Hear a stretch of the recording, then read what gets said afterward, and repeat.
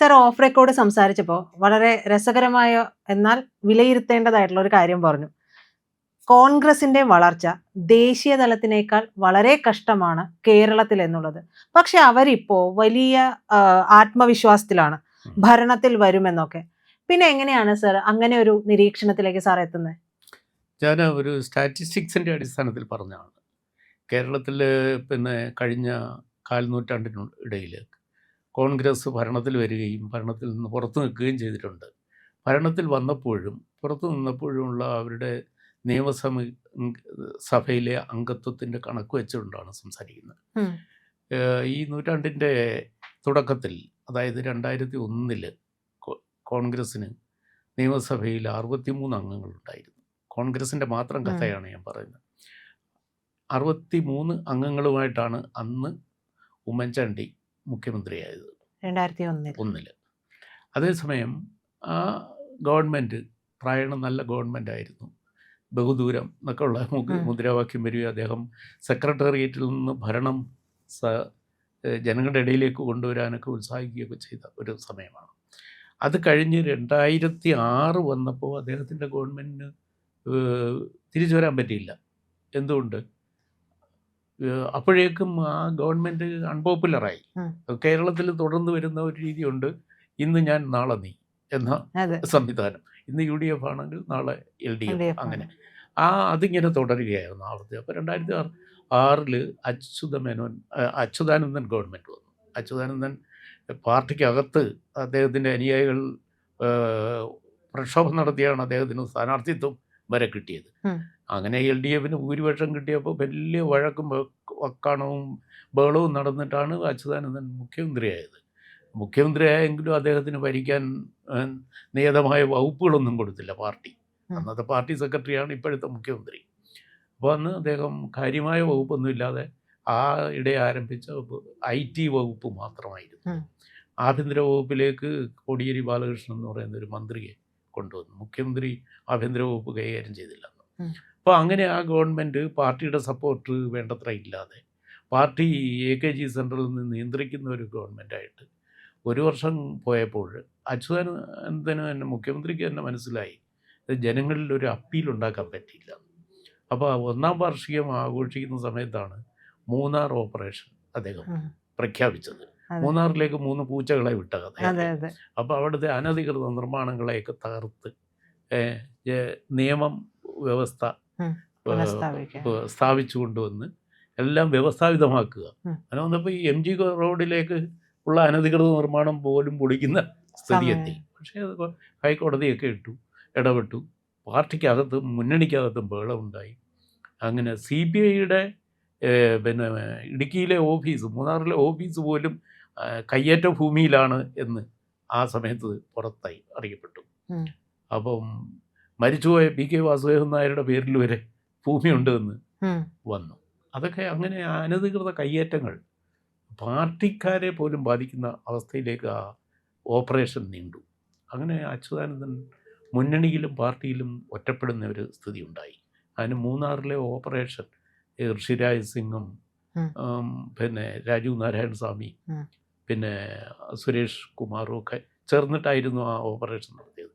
അത് ഗംഭീരമായിരുന്നു. കേരളത്തിൽ വലിയൊരു ഇളക്കം ഉണ്ടാക്കിയ സംഭവമായിരുന്നു. പക്ഷെ അതാ വന്നതുപോലെ പോയി. അത് ഈ ഗവൺമെൻറ്റിൻ്റെ 1ാം വാർഷികം ആഘോഷിക്കാൻ എന്തെങ്കിലും ജനങ്ങൾക്ക് കൊടുക്കണം എന്ന ആവേശത്തിൽ നിന്ന് മുഖ്യമന്ത്രി ഉണ്ടാക്കിയ ഒരു പ്ലാനായിരുന്നു. അത് ഭയങ്കര അപ്പീലിംഗ് ആയിരുന്നു. പക്ഷെ അത് പൂർത്തിയാക്കാൻ പറ്റിയില്ല.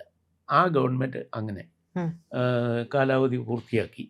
വീണ്ടും ജയിക്കുവാനുള്ള സൗകര്യം ഉണ്ടായിട്ടും പക്ഷേ പാർട്ടി സ്വയം തോൽക്കാൻ തീരുമാനിച്ചു. അങ്ങനെയാണ് 2011 വീണ്ടും UDF അധികാരത്തിൽ വരുന്നത്. അപ്പോൾ കോൺഗ്രസിൻ്റെ അംഗസംഖ്യ 39ആണ്. നേരത്തെ 63 ഉണ്ടായിരുന്നവർ ഭരണം തിരിച്ചു കിട്ടിയപ്പോഴും അംഗസംഖ്യ 39ആയി. ഭരണം കിട്ടി, കഷ്ടിച്ച് ഭൂരിപക്ഷത്തിൽ ഭരിച്ചു. പക്ഷെ ബെസ്റ്റ് ഗവൺമെൻറ് ആയിരുന്നു അന്നത്തെ ഉമ്മൻചാണ്ടിയുടെ നേതൃത്വത്തിലുള്ള ഗവൺമെൻറ്. മാതൃകാപരമായ ഒരു ഭരണം എന്ന് തോന്നിപ്പിക്കുന്ന തരത്തിൽ പോയിട്ടും പക്ഷേ വിവാദങ്ങളിൽ പെട്ടുപോയി. ഒരുപാട് വിവാദങ്ങൾ വന്നു. അത് സോളാർ അഴിമതി, സെക്സ് സ്കാൻഡൽ, എല്ലാം കൂടെ മുന്നണിക്കകത്ത് തന്നെ പ്രശ്നം. പിന്നെ ലീഗിൻ്റെ 5-ാം മന്ത്രി വിവാദം, പിന്നെ താക്കോൽ സ്ഥാനത്തേക്ക് പദവി കിട്ടണമെന്ന് പറഞ്ഞ് രമേശ് ചെന്നിത്തലയ്ക്ക് വേണ്ടി പിന്നെ സുകുമാരൻ നായർ പെരുന്നയിൽ നിന്ന് ഉണ്ടാക്കിക്കൊണ്ടിരുന്ന ഇളക്കങ്ങൾ, ഇതെല്ലാം കൂടെ ആ മുന്നണിയെ വല്ലാതെ ഉലച്ചു. ആഭ്യന്തരമന്ത്രി സ്ഥാനത്ത് നിന്ന് പിന്നെ അന്ന് ഇദ്ദേഹത്തിന് തിരുവഞ്ചൂർ രാധാകൃഷ്ണന് അത് രമേശ് ചെന്നിത്തലയ്ക്ക് ഇടക്കാലത്ത് വെച്ച് കൈമാറേണ്ടി വന്നു. അങ്ങനെ ഒത്തിരി വിവാദത്തിലൊക്കെ അകപ്പെട്ടു. എങ്കിലും ആ ഗവൺമെൻറ് കാലാവധി പൂർത്തിയാക്കി ആണ് 2016 തെരഞ്ഞെടുപ്പ് നേരിട്ടത്. ആ തെരഞ്ഞെടുപ്പിൽ ദയനീയമായി UDF തോറ്റു. ആ തോറ്റപ്പോൾ അന്ന് കോൺഗ്രസിൻ്റെ അംഗസംഖ്യ 22ആയി. 63-ൽ നിന്ന് 39-ലേക്ക് വന്ന് 39-ൽ നിന്ന് 22ആയി. ഇപ്പോൾ കോൺഗ്രസ്സിന് നിയമസഭയിൽ ആകെ ഉള്ളത് 2021 ഇലക്ഷനിലെ 21 അംഗങ്ങളാണ്. ഇപ്പം UDFൻ്റെ അംഗസംഖ്യ 41, അതിൽ 21 കോൺഗ്രസിൻ്റെത്, ബാക്കി ലീഗിൻ്റെതും ഒക്കെയാണ്. അപ്പോൾ ഈ ലെവലിലാണ് കോൺഗ്രസ് കേരളത്തിൽ ഈ 21ാമത്തെ നാട്ടിൽ വളർന്നത്. ഇത് വളർച്ചയാണോ തളർച്ചയാണോ എന്നാണ് നമ്മൾ ആലോചിക്കേണ്ടത്. ഇത് വെച്ചുകൊണ്ട് 2026 കോൺഗ്രസ്സിന് എത്രയുണ്ടാകും? എങ്ങനെ വന്നാലും ഈ നൂറ്റാണ്ടിൻ്റെ തുടക്കത്തിലുണ്ടായിരുന്ന അംഗസംഖ്യയിലേക്ക് കോൺഗ്രസ് എത്താൻ പോകുന്നില്ല. ഇപ്പോഴും ഒരു 90+ സീറ്റിൽ മത്സരിച്ചിരുന്നു. 90-ലേറെ സീറ്റിൽ മത്സരിച്ചവർക്ക് 1/3 സീറ്റെങ്കിലും കിട്ടിയാൽ ഭരണം കിട്ടും. പക്ഷെ വലിയ ആത്മവിശ്വാസത്തിലാണ് അത്. കോൺഗ്രസ്. അതേപോലെ തന്നെ സർ, അതുപോലെ തന്നെ കാരണം ഒന്ന് ഈ സർക്കാരിനെതിരായിട്ടുള്ള ഭരണവിരുദ്ധ വികാരമുണ്ട് എന്ന് പറയുന്നുണ്ട്. അത് എത്രത്തോളം പക്ഷേ കോൺഗ്രസ് വളരെ കൃത്യമായിട്ട് യൂട്ടിലൈസ് ചെയ്തു എന്നുള്ളൊരു ചോദ്യം ബാക്കിയില്ലേ. ജനങ്ങൾ പോലും പറയുന്നത് പലപ്പോഴും പല തരത്തിലുള്ള ആരോപണങ്ങൾ ഉണ്ടായിട്ട് പോലും കോൺഗ്രസ് മൗനമാണ്. ഇത് ഒരു കൊടുക്കൽ വാങ്ങലാണ്. ഇത് ജനങ്ങൾ പറയുന്ന ഒരവസ്ഥയിലേക്ക് പോലും എത്തിക്കിട്ടില്ലേ? അല്ല, കോൺഗ്രസ് ശരിയായ രാഷ്ട്രീയം ഈ തെരഞ്ഞെടുപ്പ് കാലത്ത് കോൺഗ്രസോ കമ്മ്യൂണിസ്റ്റ് പാർട്ടിയോ ഈവൻ BJPയോ വെച്ചില്ല. BJP വികസനം എന്ന് ആവർത്തിക്കുക മാത്രമേ ചെയ്തുള്ളൂ. ശരിയായി ഈ മുന്നണികളെ രണ്ടിനെയും ഇവാലുവേറ്റ് ചെയ്യുന്നതിൽ, അവരെ വിലയിരുത്തി അവരുടെ അന്തസാരവിഹീനമായ രാഷ്ട്രീയ പ്രവർത്തനത്തെ തുറന്നു കാട്ടുന്നതിൽ, ജനങ്ങളെ അത് ചൂണ്ടിക്കാണിക്കുന്നതിൽ NDA എന്ന് പറയുന്ന BJP നയിക്കുന്ന മുന്നണി വേണ്ടത്ര വിജയിച്ചു എന്ന് എനിക്ക് അഭിപ്രായമില്ല. 2, LDFും UDFും ഒരു കൊടുക്കൽ വാങ്ങൽ പോലെയാണിത്. അവർ പൊളിറ്റിക്കൽ ഡിസ്കഷൻ അങ്ങ് മാറ്റിവെച്ചു. വികസനത്തെക്കുറിച്ച് അവർ കാര്യമായൊന്നും പറയുന്നില്ല. വിവാദങ്ങൾ ഉണ്ടാക്കുക, ആരോപണ പ്രത്യാരോപണങ്ങൾ കൊണ്ട് തെരഞ്ഞെടുപ്പിനെ, മത്സരത്തെ കാണുകയാണ് ചെയ്തത്. ഇതിലൂടെ ഇപ്പോൾ എക്സിറ്റ് പോൾ ഫലങ്ങളെല്ലാം വിശ്വസിക്കുകയാണെങ്കിൽ ഒരു നേരിയ ഭൂരിപക്ഷം UDFന്, നേരിയ എഡ്ജ് പിന്നെ UDFനുണ്ട് കേരളത്തിൽ. അതനുസരിച്ച് അവർക്ക് ഭരണത്തിലേക്ക് മടങ്ങി വരാൻ പറ്റും എന്നൊരു തോന്നൽ ഇന്നലത്തെ എക്സിറ്റ് പോൾ ഫല പ്രവചനത്തോടെ നമുക്ക് ജനങ്ങളെല്ലാം മനസ്സിലാക്കി കഴിഞ്ഞു. ഇതിനിടയിൽ നമ്മുടെ പൊതുമരാമത്ത് മന്ത്രി, മുഖ്യമന്ത്രിയുടെ മരുമകനുമായിട്ടുള്ള മുഹമ്മദ് റിയാസ് പറഞ്ഞു എക്സിറ്റ് പോളുകൾ എല്ലാം വെറുതെയാണ്, അതിനെ തള്ളുന്ന ഒരു ഫലം വരുമെന്നുള്ളതാണ്. ആത്മവിശ്വാസമൊക്കെ നല്ലതാണ്, പക്ഷേ അത് എത്രത്തോളം പ്രകടമാകും, ഇവർക്ക് സാധ്യതയുണ്ട് എന്നുള്ള ചോദ്യമുണ്ട്. ഒരുപക്ഷെ CPMന് എന്ന് പറയുന്നത് അടിത്തട്ടിലുള്ള പ്രവർത്തനത്തിൽ നിന്ന് അവർക്ക് കിട്ടുന്ന ഒരു കാൽക്കുലേഷൻസ് ഉണ്ടല്ലോ സർ, അത് ഒരുപക്ഷെ കോൺഗ്രസിന് അത്രത്തോളം സംവിധാനങ്ങൾ കുറവല്ലേ? ഇല്ല, കോൺഗ്രസിന് കുറവാണ്. ഇവർക്ക് അടിസ്ഥാന പിന്നെ തലങ്ങളിൽ നിന്ന് കണക്കുകൾ ശേഖരിച്ച് കൃത്യമായ ഒരു കണക്ക് അവരുടെ കയ്യിലുണ്ട്. പുറമേ അവർ പറയുന്ന വേറൊരു കണക്കുണ്ട്. അതൊക്കെ CPMന് അതിനുള്ള സംവിധാനമൊക്കെ. ഈ കോൺഗ്രസ് ഇത്തവണ നമ്മൾ ചോദിക്കുകയാണെങ്കിൽ ക്ലച്ച് പിടിക്കൂ? കോൺഗ്രസ് പിന്നെ ഇപ്പോഴും മുസ്ലിം ലീഗിൻ്റെ തോളിൽ കൈയിട്ടല്ലാതെ അവർക്ക് ഭരണത്തിൽ വരാൻ ഒരു കാരണവശാലും പറ്റില്ല. അതിപ്പോൾ അവരുടെ അംഗസംഖ്യയുടെ കുറവ് കൊണ്ട് മാത്രമല്ല, ധാർമ്മികമായും തന്നെ കേരളത്തിൽ കോൺഗ്രസ് മുസ്ലിം ലീഗിൻ്റെ ഒരു B ടീം പോലെയായി മാറിയിരിക്കുന്നു. ആശയ അടിത്തറയില്ല. 2, പിന്നെ മുസ്ലിം ലീഗിനെ എത്രമാത്രം പിന്നെ പ്രീണിപ്പിച്ചാൽ തങ്ങൾക്ക് 2 വോട്ട് കൂടുതൽ കിട്ടാമെന്ന ആവേശത്തിൽ സംസാരിക്കുന്ന നേതാക്കൾ. അങ്ങനെ ഇത്രയും വല്ലാത്ത ഒരു മതപ്രീണനം, കോൺഗ്രസിൻ്റെ ഒരു ദാസ്യം നേതാക്കളുടെ വാക്കുകളിലെല്ലാം നമ്മൾ കണ്ടു. അത് ആവശ്യമുണ്ടോ? ആവശ്യമില്ല. അതാണ് രാഷ്ട്രീയം പോവുകയും പ്രീണന രാഷ്ട്രീയം വളരുകയും ചെയ്തു.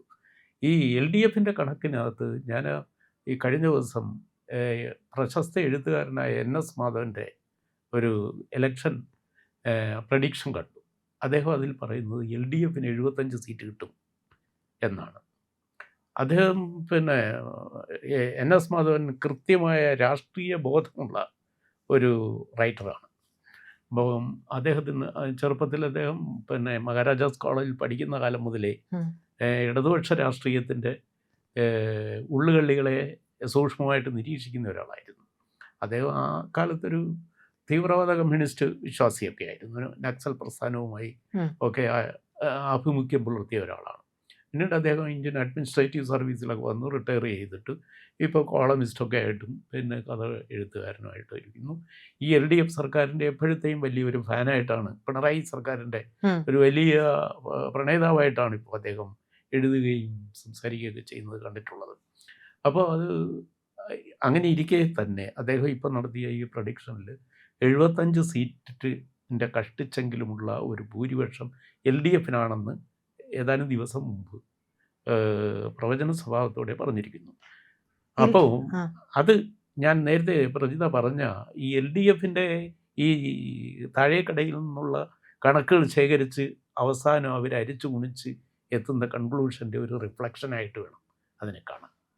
അപ്പോൾ അങ്ങനെയാണെങ്കിൽ അവർ കൊടുത്തിരിക്കുന്ന NS മാധവൻ കൊടുത്തിരിക്കുന്ന UDFിന് 65 സീറ്റാണ്, NDAക്ക് 0 സീറ്റുമാണ് കൊടുത്തിരിക്കുന്നത്.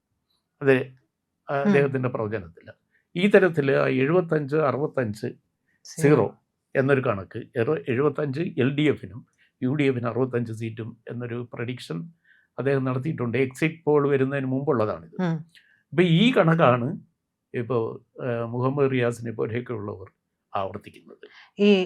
ഈ പറയുന്ന കണക്കുകൾ വരുമ്പോഴും UDFിന് ഇത്തവണ, കോൺഗ്രസിന് ഇത്തവണ ഒരു കയറ്റം ഉണ്ടായില്ല എന്നുണ്ടെങ്കിൽ 2 കാര്യങ്ങൾ പറയുന്നുണ്ട്. ഒന്ന്, അവരുടെ രാഷ്ട്രീയ ഭാവി പൂർണ്ണമായിട്ടും അവർ എങ്ങും ഇല്ലാതെയാവുകയാണ്. അടുത്ത തവണ ഭരണത്തിലേക്ക് വരുന്നത്, അടുത്ത ഇലക്ഷൻ വരുമ്പോൾ CPMനെ പൂർണ്ണമായിട്ടും ജനം പിന്തള്ളുന്ന അവസ്ഥയിലെത്തുമെന്ന് പറയുന്നുണ്ട്. അതുപോലെ തന്നെ UDFിനെ നോക്കുകയാണെങ്കിൽ UDF അല്ലെങ്കിൽ കോൺഗ്രസ് ഇല്ലാതെയാകുന്ന ഒരു സാഹചര്യം ഉണ്ടാവും. അവിടേക്ക് BJPക്ക് ഒരു ഈസി വാക്ക് ഓവർ ഉണ്ടാകാനുള്ള സാധ്യതയുണ്ട് എന്നൊരു കണക്ക് കൂട്ടലുണ്ട്.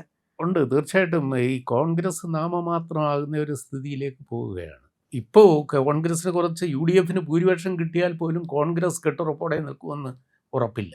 കാരണം അവരുടെ നേതൃത്വത്തിലുള്ള മുഖ്യമന്ത്രി സ്ഥാനത്തിന് വേണ്ടിയുള്ള വടംവലി തർക്കം, പല നേതാക്കൾ പല രീതിയിലുള്ള ശ്രമം നടത്തുന്നു. അങ്ങനെ വന്നാൽ ഒരു മോഹഭംഗം ബാധിച്ച ഒരാളിന് പാർലമെൻ്ററി പാർട്ടിയിൽ ഒരു വിള്ളലുണ്ടാക്കി 3-2 ഭൂരിപക്ഷം ഉണ്ടാക്കിയ അദ്ദേഹത്തിന് പാർട്ടി കേരളത്തിൽ ഒരു പ്രാദേശിക കോൺഗ്രസ് രൂപീകരിക്കാൻ പറ്റും. അങ്ങനെയായ കോൺഗ്രസ് കേരളത്തിൽ ഉണ്ട്. കേരളത്തിൽ അങ്ങനെ കോൺഗ്രസ് ഒരു വലിയ പിളർപ്പ് 4-ാം തീയതിക്ക് ശേഷം വേണമെങ്കിൽ നേരിടാം. അങ്ങനെയുള്ള ഒരു സാഹചര്യത്തിലാണ് ഇപ്പോൾ UDFോ കോൺഗ്രസോ നിൽക്കുന്നത്.